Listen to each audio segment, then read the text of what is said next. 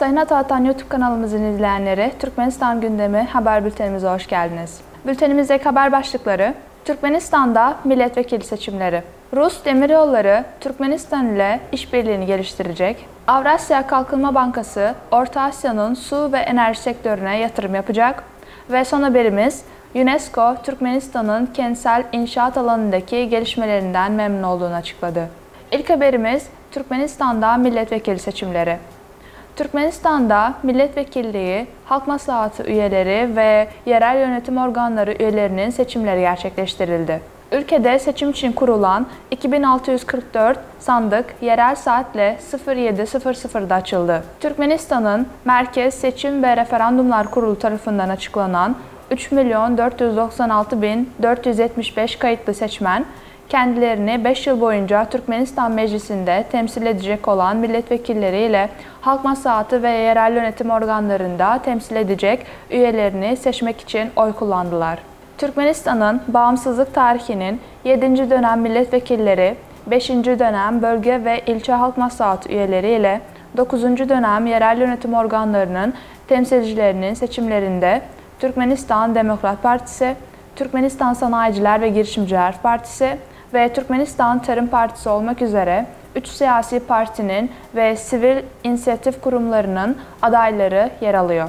Milletvekilliği seçimleri için 3 siyasi partiden toplam 175 aday ve sivil inisiyatif gruplarından 83 bağımsız aday olmak üzere toplamda 258 aday meclisteki 125 koltuk için yarıştı.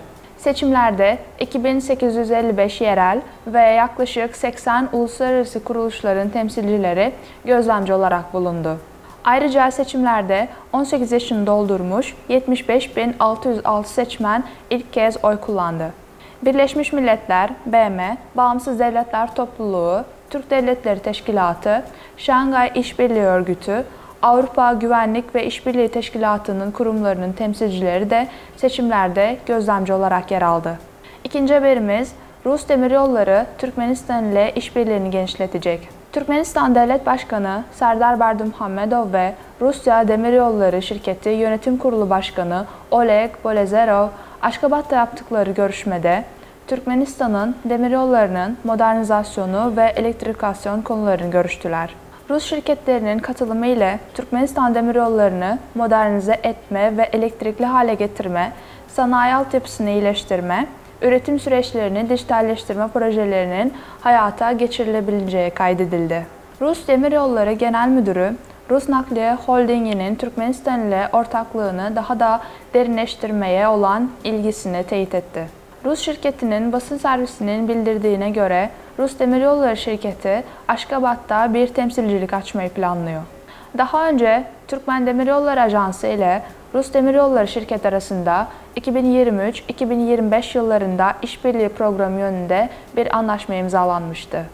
Bu anlaşma kapsamında Rus Demiryolları'nın Aşkabat'ta temsilcilik ve Türkmen Demiryolları Ajansı ise Moskova'da temsilcilik açmayı planladığını belirtti.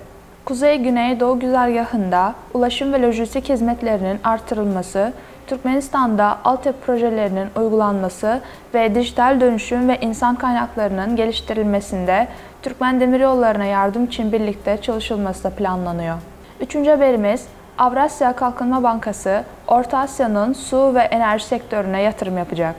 Avrasya Kalkınma Bankası önümüzdeki 3 yıl içinde Orta Asya'nın su ve enerji komplekslerine en az 400 milyon dolar yatırım yapmayı planlıyor.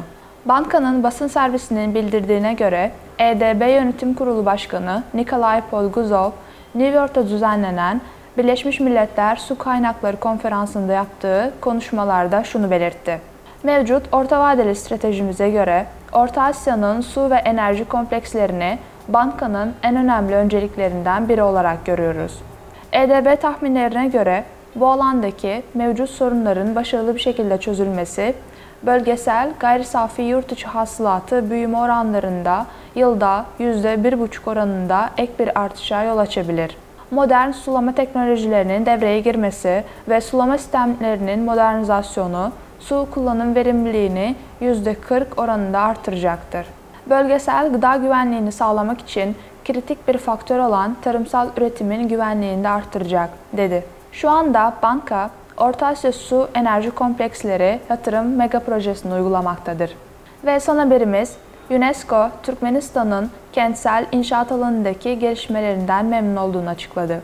Türkmenistan'ın Fransa Büyükelçisi Maksat Çarayev, UNESCO Genel Müdür Yardımcısı Firmin Eduard Motako ile işbirliği konularını görüştü. Türkmenistan, Fransa Büyükelçiliğinden yapılan açıklamaya göre, Türkmen diplomat, UNESCO temsilcileriyle yaptığı görüşmesinde Arkadaş Şehri projesi hakkında bilgi verdi. Yeni şehrin modern çevre gereksinimleri dikkate alınarak ve en son teknolojiler kullanılarak inşa edildiğini belirtti. Mokako, Türkmen tarafının şehir inşaat alanındaki başarılarını çok takdir ettiğini belirtti. Muhataplar, Türkmenistan'daki kentsel çevrenin yenilikçi planlamasının yanı sıra eğitim, kültür, bilim ve teknoloji alanlarında önemli düzeyde ikili işbirliğine dikkat çektiler. Sayın Ataatan YouTube kanalımızın izleyenleri, Türkmenistan ile ilgili Türkçe haberlerimizi ataatanturkmenistan.com haber sitemizden takip edebilirsiniz. Teşekkürler.